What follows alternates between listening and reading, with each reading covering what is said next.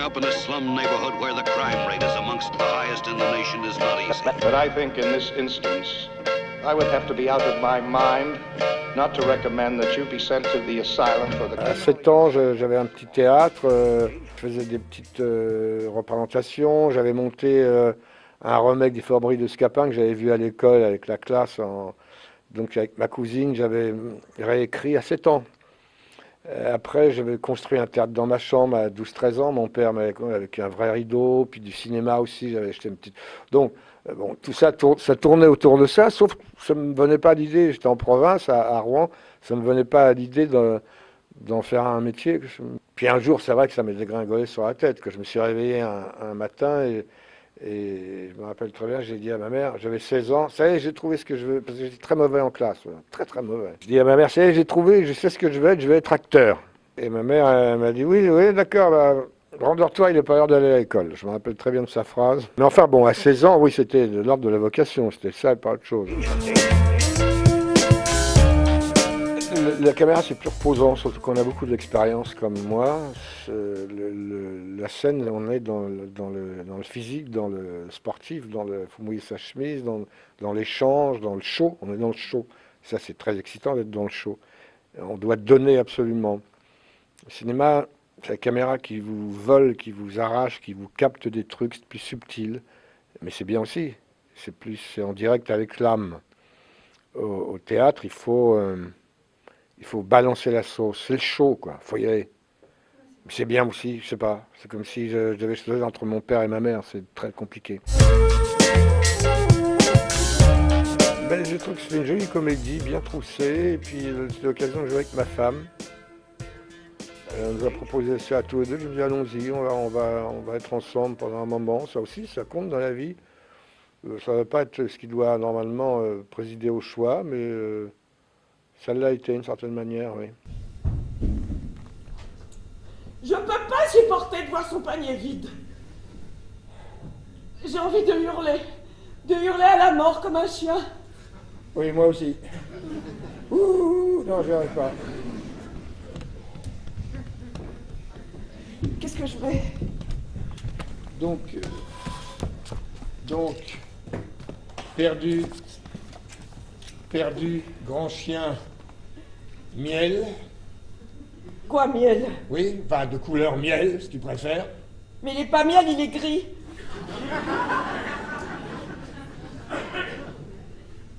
Non, il n'est pas gris, il est miel. Oui, il est couleur miel. Tu l'as jamais regardé, ton chien? C'est fou, t'as pas vu qu'il était gris? Écoute, on l'a depuis 8 ans, je le regarde tous les jours, j'ai quand même eu le temps de voir qu'il était miel, excuse-moi. Objectivement, il est gris. De la tête aux pieds, comme une souris. Comme un âne, voilà, comme un grand loup gris. La preuve, on l'appelle grand loup. Mais toi, tu l'appelles grand loup, j'ai jamais compris pourquoi d'ailleurs. Ce que je sais, c'est qu'il est miel. Tu m'en feras pas des morts, il est miel. Alors, le personnage de cette pièce-là est très particulier. Il est multiple. Alors, à chaque fois, j'appuie sur un bouton différent. Il est à la fois, alors on ne sait pas exactement s'il est triste, il est à la fois effondré parce que le chien, vous savez, c'est l'histoire d'un chien qui s'en va et qui fait qu'il y a une crise conjugale qui s'installe à cause du départ du chien, où ils sont très angoissés et ça devient... Il est très multiple. Alors, est-ce qu'il trompe sa femme, on ne sait pas exactement. Est-ce qu'il est désappointé parce que sa femme, brusquement, décide de le quitter? Est-ce que l'absence du chien est aussi... on est obligé de se balader, de trouver son... C'est pas un personnage fort où on sait tout de suite qui c'est, et même à l'intérieur de ça, il y a des replis, des complexités. Là, il est un peu comme ça. Il a été travaillé par l'auteur d'une façon un peu... On ne sait pas qui c'est exactement. Donc c'est moi qui le rend ce qu'il est avec ce que je suis, quoi. C'est-à-dire que c'est moi qui le porte plutôt que ce soit lui qui me porte. Voilà. C'est ça la différence. Non, c'est un chien qui a une histoire. On l'a trouvé dans notre... On s'est rencontrés, on s'est rencontrés en 2 temps, mais la dernière fois, c'était 8 ans avant. On a rencontré ce petit chien dans une mission humanitaire en Roumanie. Et ce chien a été comme le ciment de quelque chose de symbolique entre nous. Le fait qu'il disparaisse ravive les vieilles douleurs. partir du moment où le chien s'en va, le couple part en vrille, leur rapport au monde part en vrille. Ça crée une tension. Leur ami qui déboule, qui n'aime pas les chiens et surtout pas le leur, ne comprend pas cette détresse qu'ils ont, et cette tension qui existe parce que le chien est parti, donc ils en rajoutent une couche, donc ça va pas du tout, c'est un bordel. Au départ du chien correspond à un bordel général. Voilà. Est-ce que le chien va revenir? Ça vous le saurez en regardant la pièce.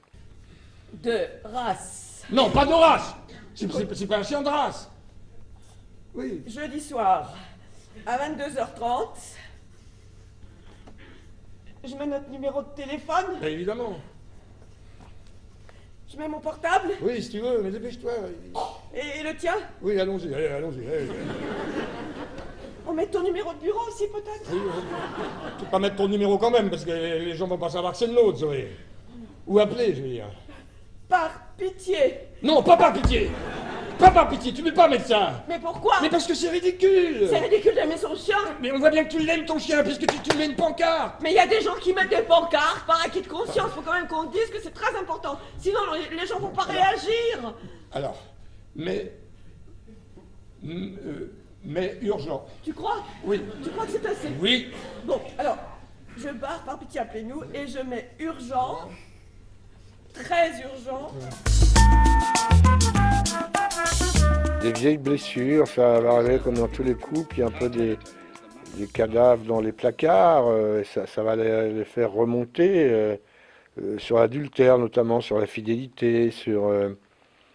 lui promène son chien tous les soirs avec une voisine qui est assez sexy, comme il est dit, donc tout ça crée... Elle a peut-être eu une liaison, on verra ça dans la pièce, 8 ans plus tôt avec un type dans l'humanitaire. Et comme le chien est parti, ça va créer une situation, un terrain miné complètement, où ils vont se jeter tout ça à la figure, quoi. Ce qui est important à dire, c'est que l'arrivée de notre ami, Pavel, n'est pas anodine.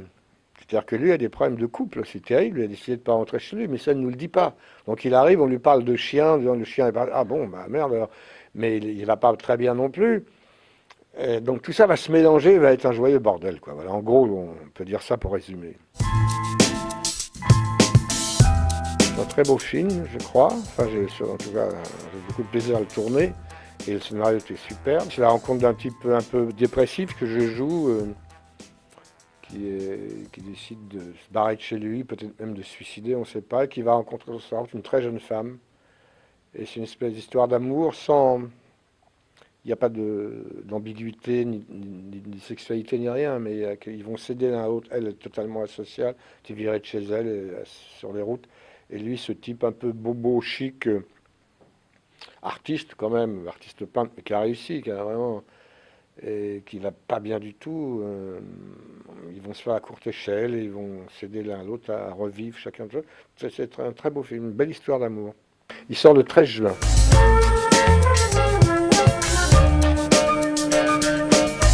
Vous savez qu'on tourne des films, des vrais films.